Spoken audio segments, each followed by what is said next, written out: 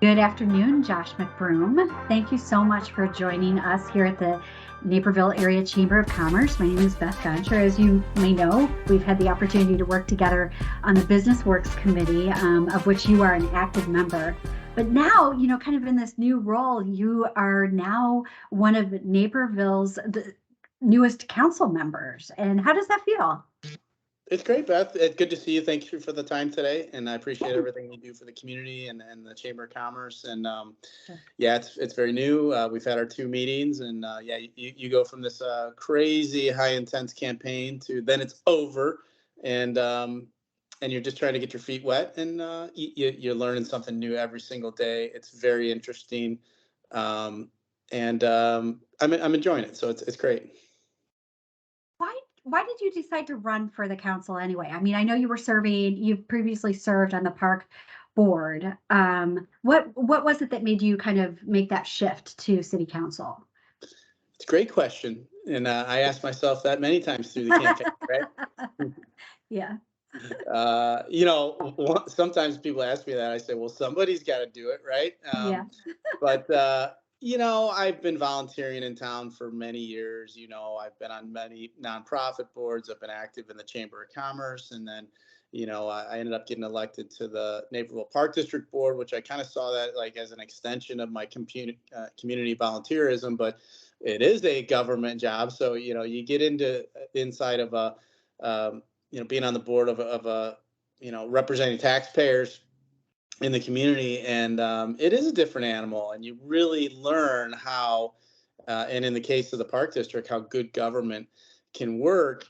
And so why would I just yeah, I mean, I love the park district. Why wouldn't I run again for that? I mean, that was definitely something that I really considered, is just staying on the park board. Yeah, everybody likes the park district, right?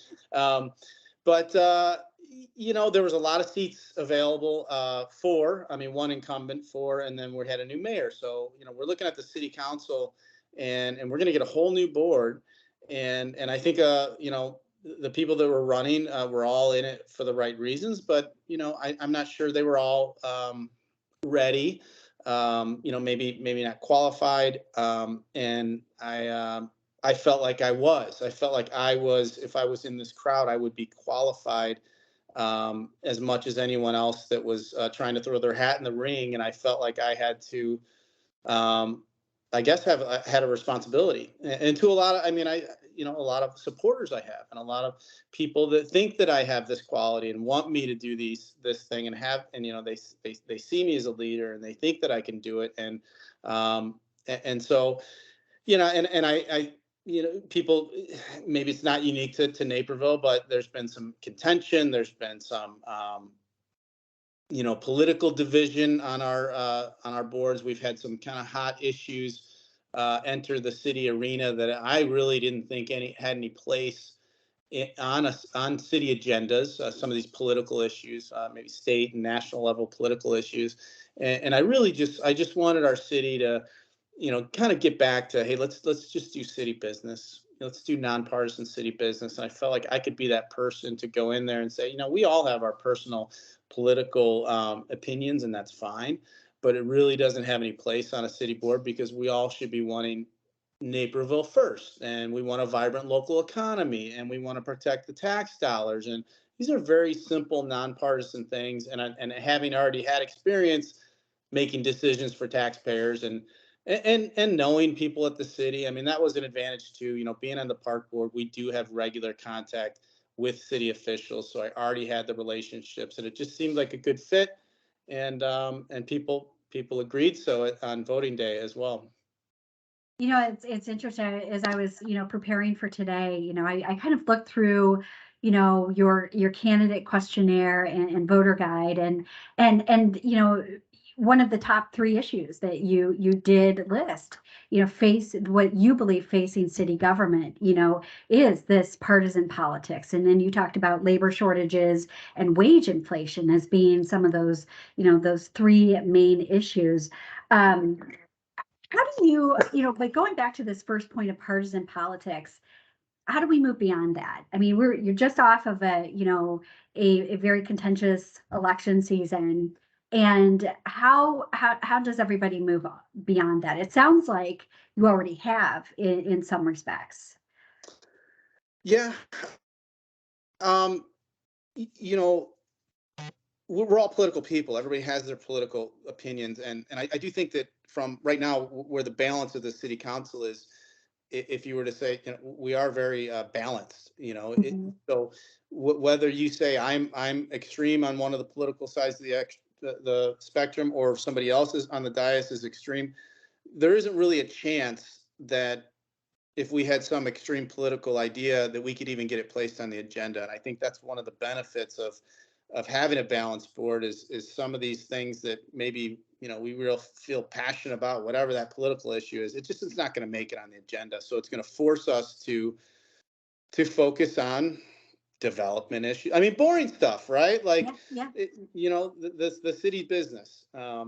And then I have my own responsibility to keep my own personal politics out of city business. It doesn't mean we're all going to be best friends and get along all the time, but the disagreements we have, I hope that they're based on issues that are nonpartisan, right?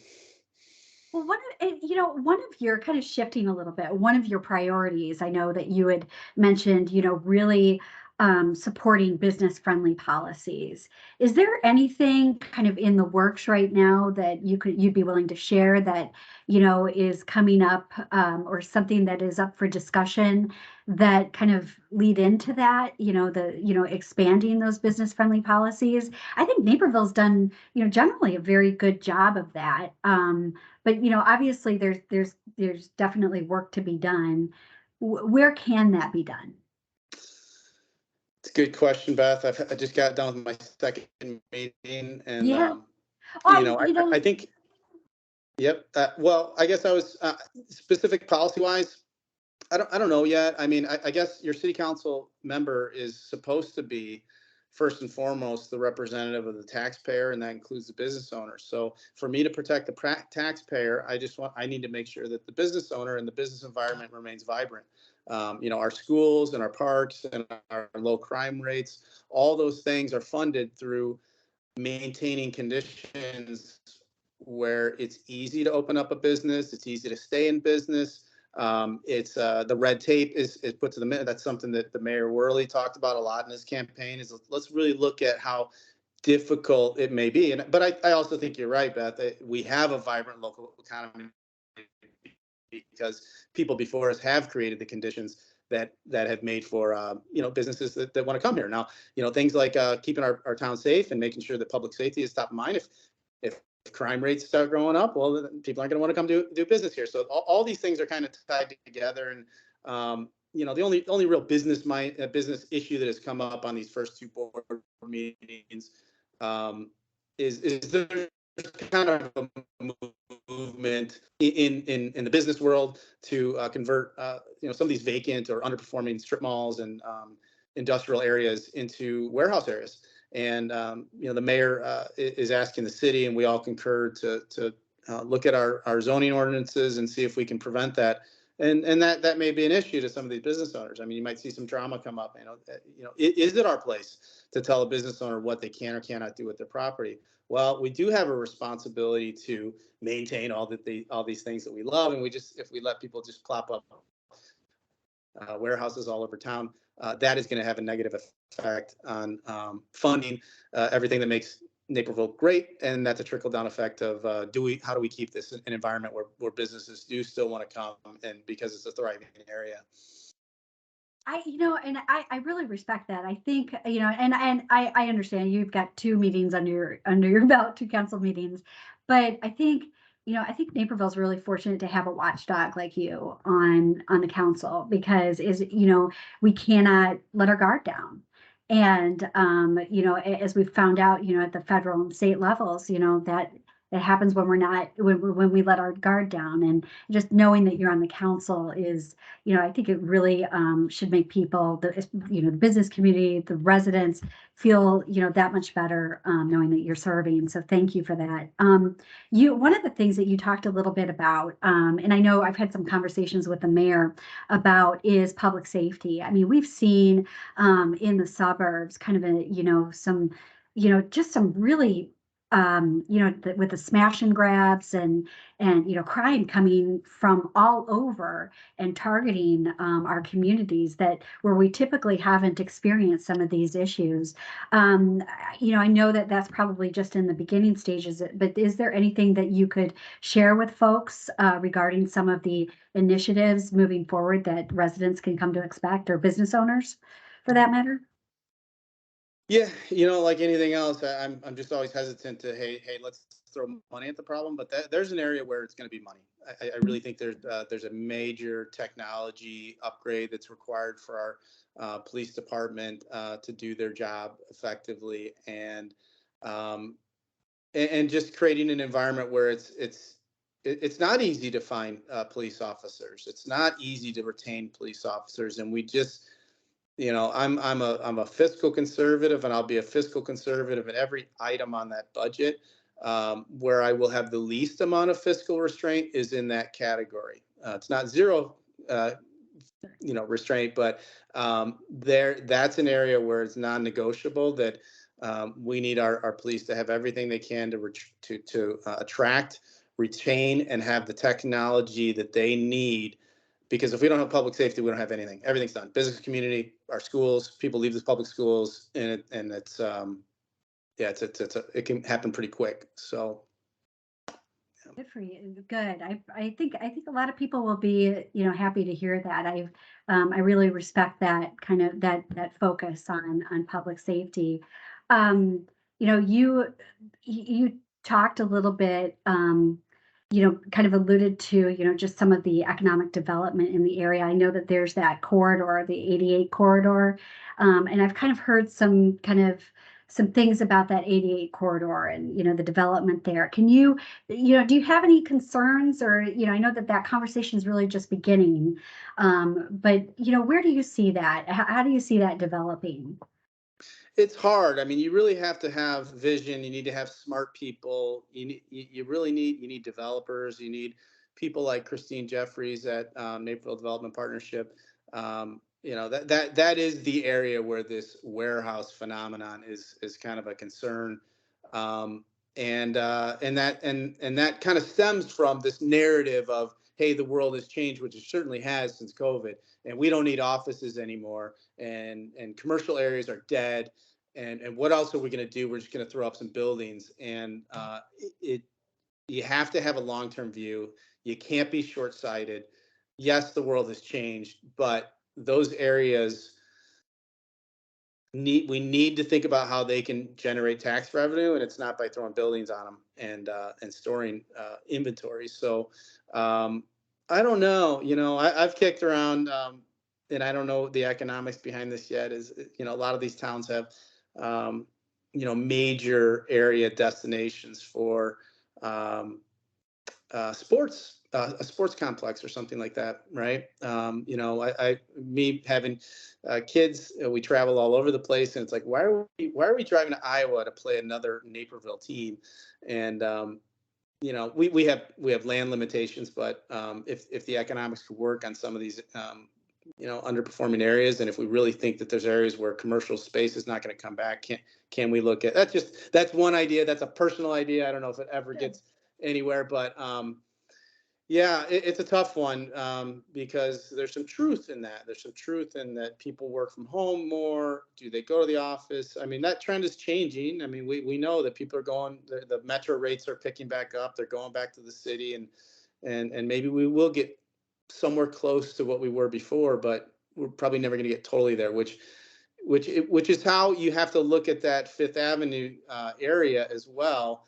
That is a conversation that I'm sure is going to come up with this council, and it'll probably be controversial, because there's always going to be people that say don't build stuff, and and everyone's going to have their own opinion. So that area, expect that conversation to come up at some point, and I'm sure it is. Whatever proposal would be, it would be something scaled down from that original, I don't know, $150 million project that was talked about before COVID. But that's an area where I would be interested in not having underperformed empty city lots just sitting there anymore, and getting some developers to come in with some ideas and just start that conversation again. Very interesting. I think that about concludes kind of where we're at, unless there's, anything else that we haven't covered that, thank you so much for doing this so soon after being sworn in. And I know that there's still, there's things that will kind of develop, over the next, months and year even. And I hope that you'll consider, coming back and joining me for another sit down. Like Anytime, this. Beth. I really appreciate what the Naperville Chamber of Commerce does. I've been a member for a very long time, and it's been great for me and and my network and everybody that I know in town. A lot of it has stemmed from my involvement there and being on city council and having those relationships and knowing you. Because an important part, and we've talked about this before, is I think our city officials, one of our main jobs is pushing back on unfunded mandates, and it happens all the time.